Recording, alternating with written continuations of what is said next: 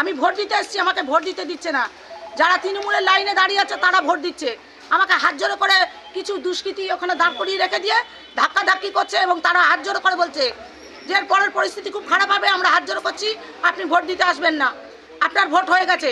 আমি চ্যালেঞ্জ করেছি যে আমার কালি নেই হাতে, আমার ভোট পড়লো কোত্থেকে, বলছে ভোট হয়ে গেছে। কারা বলছে সেটা?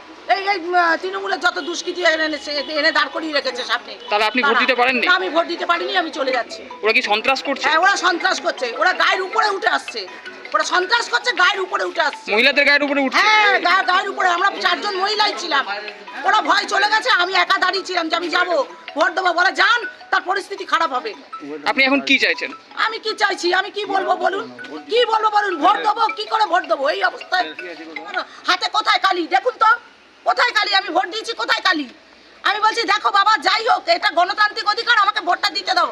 বলছে ভোট দিতে যান, তার পরিস্থিতি কিন্তু খারাপ হবে, যান।